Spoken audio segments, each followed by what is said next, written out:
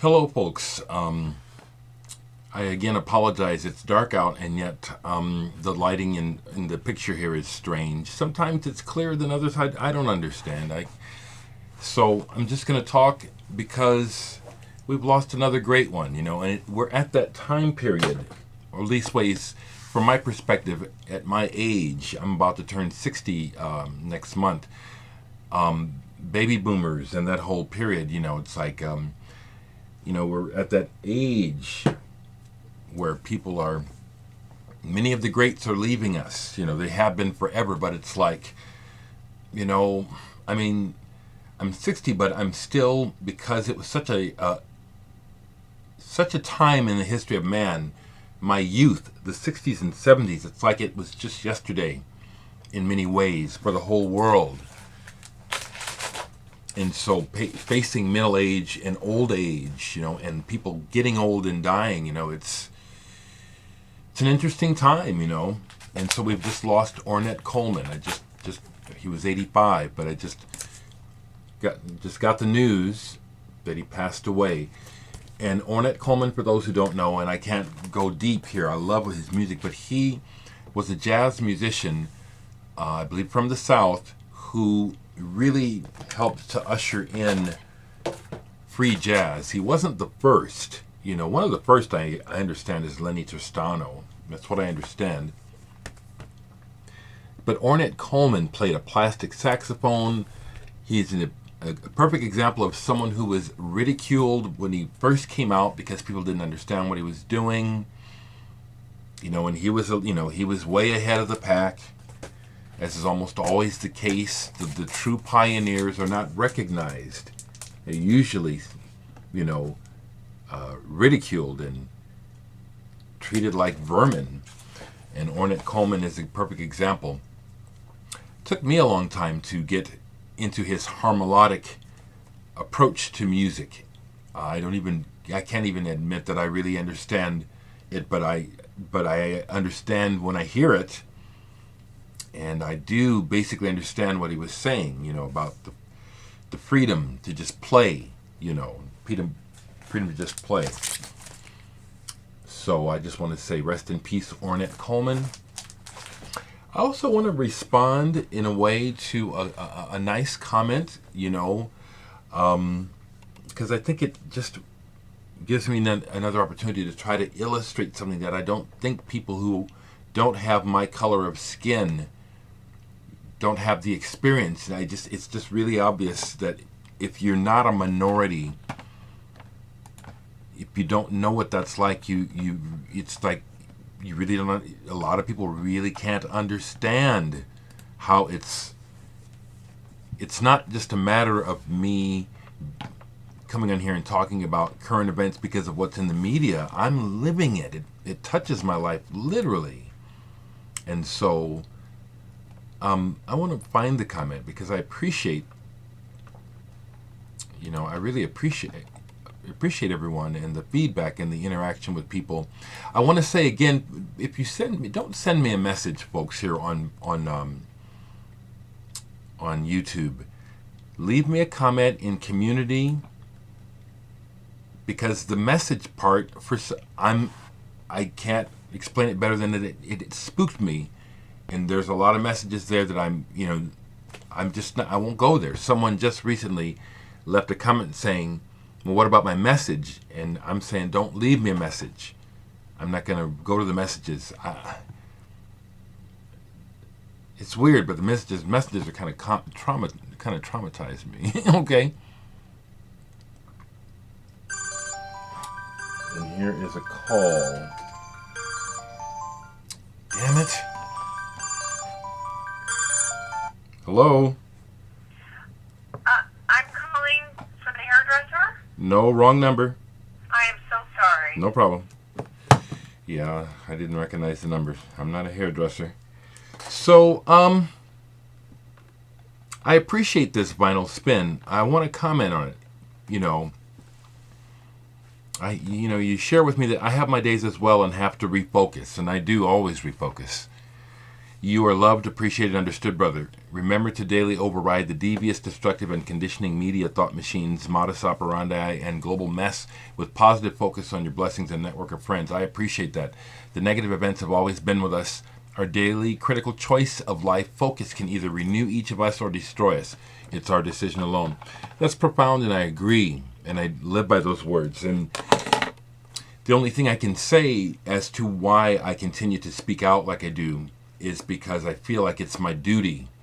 I think I have an opportunity because some people will listen to me to try and get through to others who are not experiencing it, that people of color, our lives are different from folks who are not, and that the beast of racism, which when I was back in the late 70s and 80s, when supposedly things were getting better, I always knew inside that things weren't actually better. It was just this thin veneer of, we've moved away from the 60s because of time, and so there's this, you can have this perception that things are actually better racially in America, but they're not.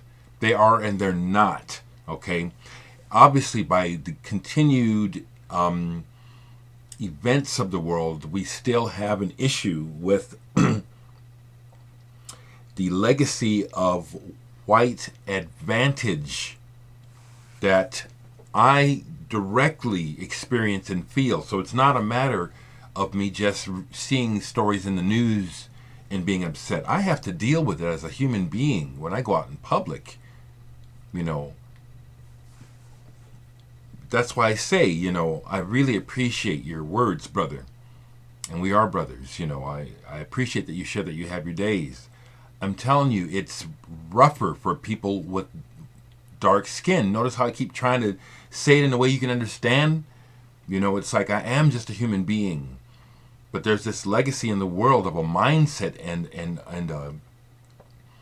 a thought that is a belief system that is being propagated generation after generation that scapegoats dark-skinned people, not just whites, even within races, within my own race of people,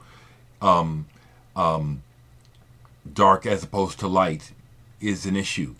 It just again to me points out the uncultivated nature of man. It's like, we have the potential to rise above and learn better than these base kind of knee-jerk responses to other things, like, darker, uglier, or less than, or not to be trusted, whatever got that shit started. To me, through education and experience, and we've been on this planet long enough that we have plenty of opportunities to face the reality that,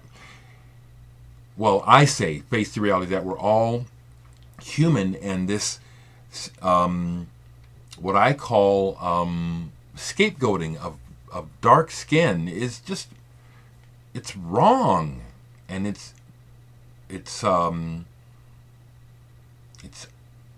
not civilized, and it's not educated, and I feel that I must talk about this, when it rises, and it's rising because things keep happening,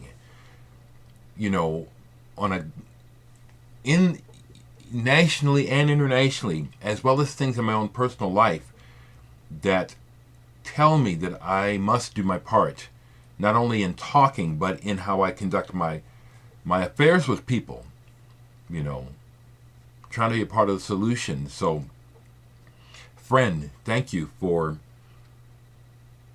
your spirit and your wisdom, knowing that it is up to me to refocus. And I do. I love my life. I enjoy every day as much as possible. I ride the waves of emotion and thought and all the other variables that go up, that make up a person's day, because it is not just simply a matter of mind over matter. There's many issues that we deal with physically and mentally that go into our day.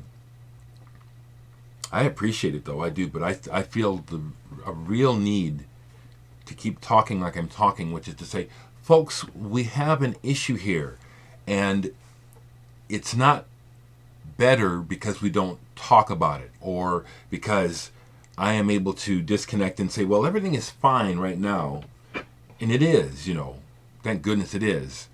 I can live my life oblivious to these issues. Well, I can't. See, that's why I say this. As a black American, I cannot be oblivious to these issues because of the way that I am regarded by society. I'm putting it on that level because, you go through life and there are wonderful people. You have all kinds of wonderful contact with individuals throughout the day. But because we're dealing with institutions and people working within institutions daily, I deal with that institutional view of me as a black person, as a potential perpetrator, as a potential danger. I deal with it every freaking day that I go out and go to a store, the post office, anywhere. My God, I want that understood. My God, I want it understood how wrong it is that racism and unspoken white privilege, or just rich privilege, because it is about the money, ultimately, that this is just continues. It's horrid, and I know that life is big and complicated, but I think these things need to be said by somebody, and I'm glad I'm not the only one. An artist I know, Bart, is over in Azerbaijan right now doing some sort of thing with art, and he's been showing pictures of where he's at, and that looks like a different planet because it's so modern. America lives under the illusion that we're number one, that we're still number one, which is so far from the truth. So many things are happening around the world where the money really is now real, you know what I've been saying? And that's the other thing that gets in my craw about America and in general about how things are run, which is it's more about perception than reality, and as long as America can fool itself in thinking we're still all this and that, we all suffer, okay, as a result of just continuing to trying to paint a false picture that everything is fine. And that's the last thing I want to say today. And this is all just my thoughts, I don't know anything. I just know my experience, and I'm trying to share it because this is really real to me. One of the reasons why I keep speaking out against hateful, negative thinking and actions from one human being to another, and that's talking about everything from just people being shitty to each other just on a personal level to dealing with communities in gangs hurting each other, to social, cultural, institutional, built-in discrepancies that give an advantage to one group over the other. The reason why I want to just keep talking out about this and how the whole us versus them mentality just is a sign of more progress needed is because the folks that propagate their position, well, I have the advantage, so I will do things that keep me advantageous. And if part of that is scapegoating this other group, namely blacks or whoever, or third world or whatever, that, by propagating this, I've got it, you don't, and, us versus them, that somehow this is sustainable and that it can work. It's working for now, but I understand, like many other people who really see the big picture, understand that we all are going down with the ship. But these folks who have it good now and continue to have it good, they pay a price along with us, who they make us pay a price for the millions who have to live in squalor or have to scrape by so that the few can live very, very well. Those who are living very, very well, they're not escaping anything, even though people can live their entire lives in luxury and just have it from the outside point of view. It is my perception that no, even the most callous sociopath, psychopath that gets away with murder and everything else, they don't escape it. Maybe they do, but that's how it looks to me, and that's why I continue to rail out against. That's why I, a long time, decided to step away from negative aspects of my behavior where I could and would at times, be shitty to people, take advantage of others. What you give out creates a loop. And so, for the example, I'll go back to Texas. This is just on my mind. So, for example, the pool party and the lady with her comment about, go back to your Section 8, which I've seen the clip many times, to think that she could be in such a negative, hateful, emotional state, sending out this energy, to think that it's only going to go one way, that she won't get caught up in it, that it won't have a reciprocal effect on her somehow. Again, I don't know that this is universally true, but it is my experience that we don't escape what it is that we do. Everything, what we put out creates a loop. And so this hate and this silent complicity of the way things are, and just, we're all suffering as a result. We are. Take a look at it.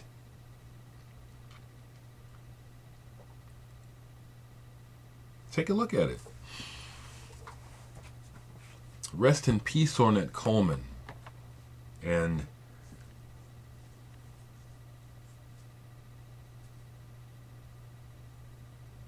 I just hear me out, folks, okay?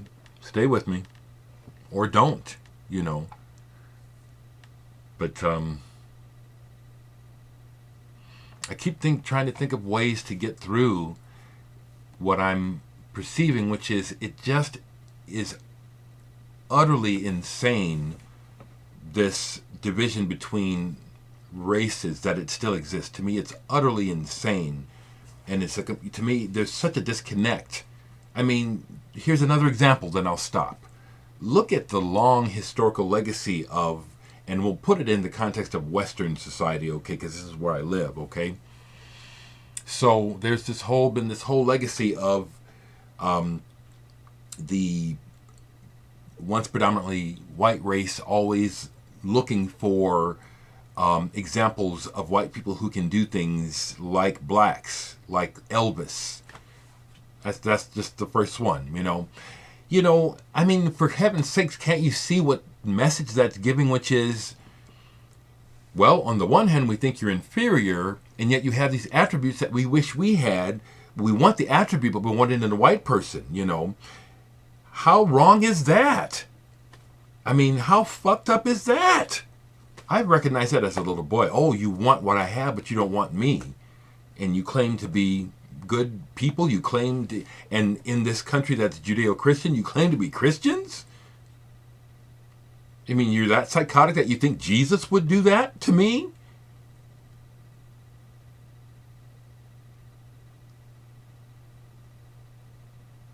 I have to keep speaking out because it's just mind-boggling to me. And even with all that I'm saying, I will have to deal with people and a person who simply has another way of that their life is gone, and what I say makes no sense to them. Or somehow they can find fault with it and want to start some shit. It's just the way it is. I carry on, though. I feel that there is a value in this. It does help me not go completely insane, but I get enough feedback that it's like I know I'm not just talking to myself.